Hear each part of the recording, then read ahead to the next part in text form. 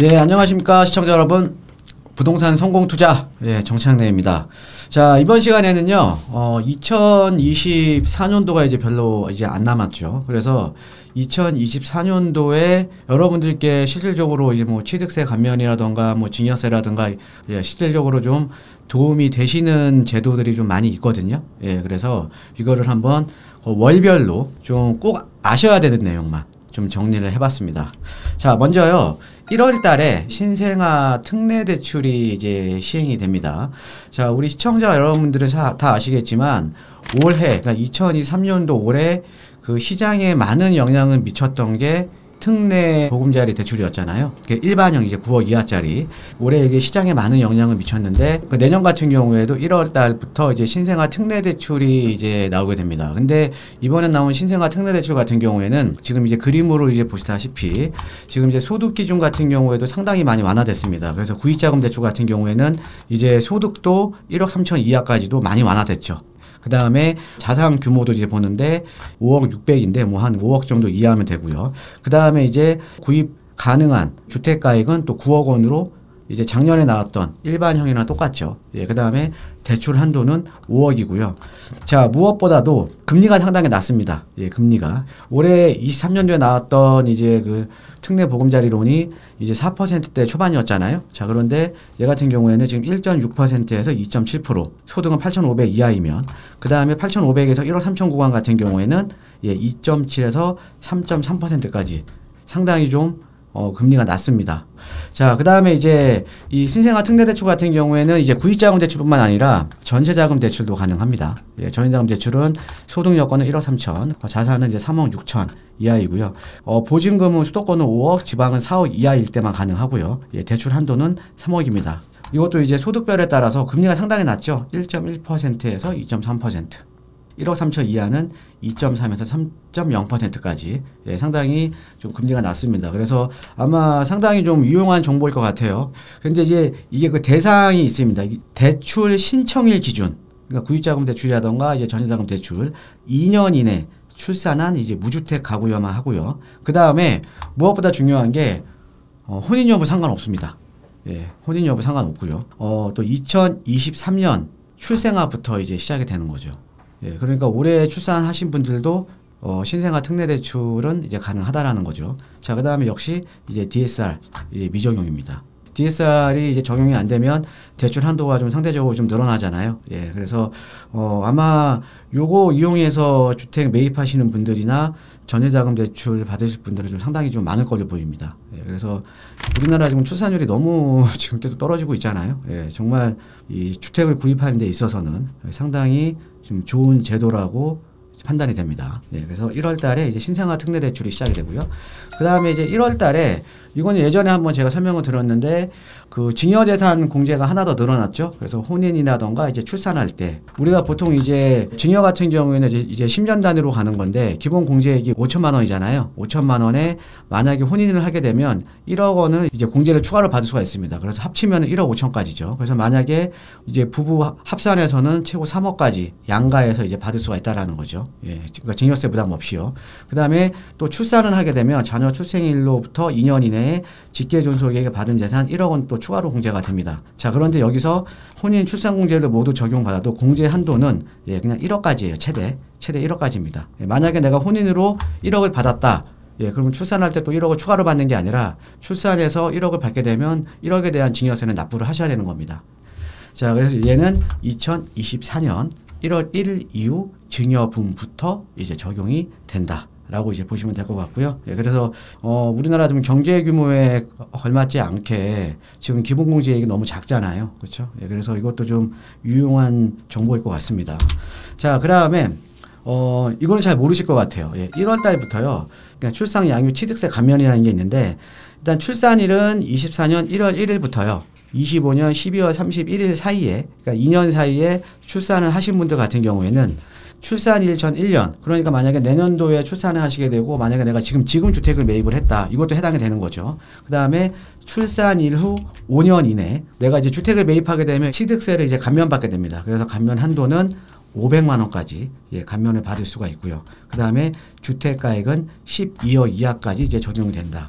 자, 그런데 이제 이 만약에 감면을 받았을 때 또 취득세를 또 추징하는 게 있습니다. 예, 추징하는 거는 이 주택에 대한 취득일로부터 3개월 이내에 상시 거주가 안 됐을 경우. 그러니까 거주를 해야 된다라는 거죠. 예, 그 다음에 상시 거주 기간은 3년입니다. 예, 3년인데 못 채우고 만약에 매각이라든가 증여라든가 임대, 소유권에 대한 어떤 변동사항이 생기게 되면 이제 취득세는 이제 추징을 하게 됩니다. 그래서 이제 출산 양육에 따른 이제 취득세 감면도 이제 1월 달부터 이제 시작이 되는 거고요. 자, 그 다음에 이제 주담대 대출 이제 많이 받으시잖아요. 예, 최근에 보면 여러분들 그 온라인상으로 보면 뭐 신용대출이라던가 이런 것도 이제 대한대출 플랫폼이 지금 만들어져서 만약에 신용대출 받으셨던 분들도 여러 가지 플랫폼을 통해서 이 금리라던가 조건이랑 이제 비교를 해보면서 이제 갈아타기 많이 하시거든요. 근데 그동안에 이제 주담대가 시행이 안 됐습니다. 예, 그런데 지금 1월 달부터요, 주택담보대출 대한대출 플랫폼이 시행이 될 예정입니다. 예, 그래서 이 플랫폼이 만들어지면 내가 만약에 주담대를 이제 만약에 빌리고 있잖아요. 그러면은 이 플랫폼에서 각종 조건이라던가 금리 비교라던가 이제 가능합니다. 그래서 이 플랫폼 내에서 비교 후에 대안을 하고 이제 갈아타기를 하는 거죠. 예, 이렇게 되면 당연히 이제 금리 비교를 계속 할 수 있다라는 거는 뭐냐면 은행들끼리 주담대 금리 경쟁이 상당히 좀 심화될 가능성이 높습니다. 예, 그러면은 금리가 좀 하락될 가능성이 좀 상당히 좀 높겠죠. 예, 최근에 보면 지금 금리도 상대적으로 좀 안정세잖아요. 예, 그래서 23년 지금 11월 이후 지금 5대 은행 지금 고정금리 이제 보면은 벌써 0.4%포인트가 하락이 됐거든요. 자, 그런데 내년 1월 달부터 이제 시작이 되는 주담대 대한대출 플랫폼이 만들어지게 되면 주담대에 대한 갈아타기가 한결 좀 더 쉬워지고 여러분들도 쉽게 은행 간 이제 금리 비교가 이제 되니까요. 갈아타실 분들은 이제 대한대출 플랫폼 이제 이용하셔도 이제 될 것 같습니다. 이것도 1월 예정입니다. 예, 1월 예정이고요. 자, 그 다음에 뭐 이제 재건축 초과이익 부담금 기준 완화. 이거는 이제 3월 예정이죠. 예, 3월 예정이고, 그래서 뭐 저번에 제가 이제 저희 채널 내에서 한번 설명을 드린 것 같은데, 부담금 면제 한도도 좀 늘어났고요. 그 다음에 구간도 늘어났고, 그 다음에 보유기간에 따른 이제 부담금 감면도 좀 늘어났습니다. 10년 이상 보유하게 되면 50% 부담금이 이제 감면이 되고요. 20년 이상 장기적으로 내가 만약에 보유했으면 거의 뭐 70% 이제 좀 감면이 되니까요. 장기 보유한 분들한테는 상당히 특히나 이제 뭐 강남권이나 이런 지역들, 그러니까 개발이익이 큰 지역들의 재건축 초과이익에 대한 세금 부담이 크잖아요. 그렇죠? 이런 분들은 상당히 좀 도움이 될 것 같습니다. 그 다음에 이제 부담금 부과 개시 시점은 예전에는 추진이 이제 구성 승인부터 이제 준공 시점을 이제 봤는데 요 사이에 이제 지가 상승률, 예, 가격 상승률이죠. 예, 가격 상승률을 이제 기준으로 해서 봤는데 이게 주화 설립 인가로 지금 땡겨졌어요. 예, 주화 설립 인가로. 예, 그러면 아무래도 이제 가격 상승률이 상대적으로 좀 더 적겠죠. 그렇죠? 예, 그래서 요게 이제 이 재건축 초과이익에 대한 이제 부담금 부과 개시 시점이 추진이 구성 승인 시점에서 주화 설립 인가 쪽으로 이제 좀 바뀌었다라고 좀 보시면 될 것 같습니다. 얘는 3월 달 예정입니다. 예. 자, 그 다음에 4월 달에 또 이것도 얼마 전에 제가 채널 내에서 한번 설명드렸죠. 예, 1기 신도시 특별법 가칭. 그래서 정확한 용어는 노후 계획 도시 정비 및 지원에 관한 특별법. 올 12월 달에 이제 국회 본회의에서 의결이 되면서 이제 시행은 4월 달에 이제 들어갈 예정입니다. 그 다음에 이제 이 노후 계획 도시 특별법과 관련해서 지금 선도지구 쪽으로 상당히 좀 관심들이 많으시거든요. 어떤 쪽이 먼저 가냐.